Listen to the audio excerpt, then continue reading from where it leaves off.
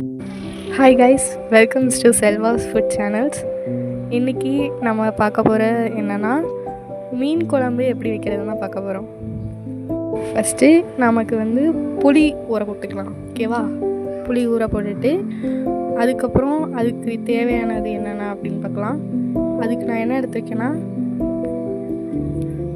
6 மிளகாய் எடுத்திருக்கேன், மாங்காய் எடுத்திருக்கேன், 2 பெரிய தக்காளி, பூண்டு, கத்திரிக்காய் கட் பண்ணி வச்சுருக்கேன்.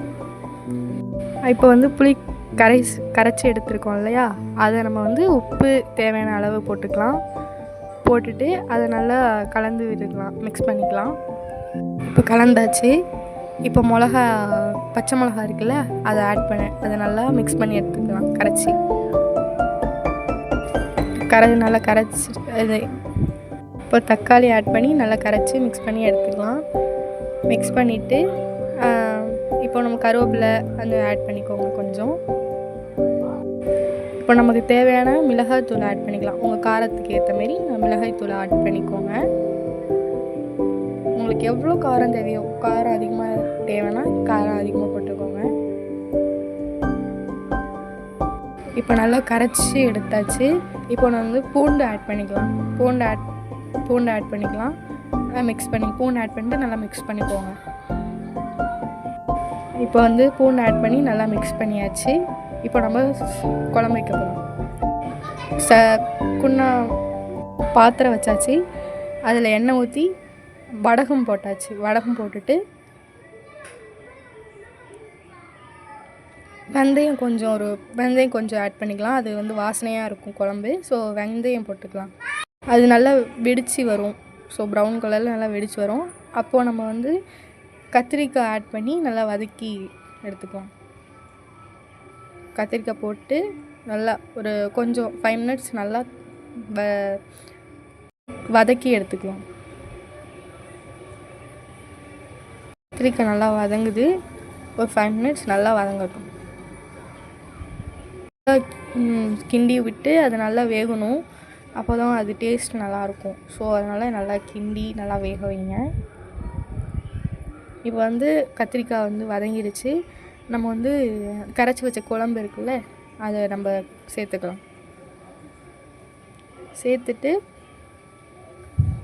நல்லா கிண்டி விட்டுடலாம். கிண்டி விட்டுட்டு தட்டை போட்டு மூடிடுங்க. அது கொதிக்கணும். ஸோ அதனால் ஒரு 5 மினிட்ஸ் கழித்து அது கொதி வந்த பிறகு நம்ம மீன் மாங்காய் வேணாலும் மாங்காய் போட்டுக்கலாம். ஸோ மாங்காய் வேணாதவங்க போட வேணாம். ஒரு 5 மினிட்ஸ் கழித்து நம்ம மாங்காய் போட்டுக்கலாம். சைடில் நம்ம மீன் வறுவலுக்கான இதை பார்த்துடலாம். சோம்பும் உப்பு அரைச்சி எடுத்துக்கலாம். அதுக்கப்புறம் அதை அரைச்சதில் மிளகாய்த்தூள் ஆட் பண்ணிக்கோங்க. ஆட் பண்ணிவிட்டு லைட்டாக நல்லா தண்ணி விட்டு அதை மிக்ஸ் பண்ணி எடுத்துக்கோங்க. அதை நல்லா மிக்ஸ் பண்ணி, அதாவது உப்பு எல்லாம் கலந்து இருக்கிற மாதிரி நல்லா மிக்ஸ் பண்ணிக்கோங்க. அதுக்கப்புறம் வச்சுருக்க மீன் க்ளீன் பண்ணி வச்சுருக்கீங்களே, அதை ஆட் பண்ணிக்கலாம். மீன் நல்லா மசாலாவோட செட் ஆகிற மாதிரி நல்லா கிளறி விட்டுக்கோங்க. நல்லா கிளறி விடணும். அப்போ தான் அது அந்த டேஸ்ட், அந்த ஃப்ளேவர் எல்லாம் உள்ளே போகும் மீனுக்குள்ளே. ஸோ அதை நல்லா கிண்டி விட்டு நல்லா இது பண்ணணும். அதை ஊறட்டும் சைடில். இப்போ நம்ம எடுத்து வச்சுருந்த குழம்பு வேகுது இல்லையா, அதை போய் பார்க்கலாம். நல்லா கொதிச்சு வருது. இப்போ நம்ம மீன் எடுத்து வச்சுருக்கோம்ல, அதை ஆட் பண்ணிக்கலாம். நல்லா கொதிச்சு வருது பாருங்கள். இப்போ தான் மீட் ஆட் பண்ணணும். ஸோ ஆட் பண்ணிக்கலாம். நான் ஆட் பண்ணிப்பேன். சரி, இப்போ மீன் சேர்த்தாச்சு. ஸோ 5 மினிட்ஸ் இருக்கட்டும். நம்ம தட்டை போட்டு மூடிடலாம். 5 மினிட்ஸ் அது நல்லா கொதிச்சு மீன் வேகணும்ல, ஸோ அதை கொதிக்க விடணும். சைடில் நம்ம மீன் வறுத்தரலாம். அந்த மீன் வறுக்கிற இதை வச்சு சோம்பு போட்டுக்கணும். அது ப்ரௌனிஷ் கலரில் வந்த பிறகு நம்ம மீன் ஊற வச்சோம் இல்லையா, அதை ஆட் பண்ணிக்கலாம்.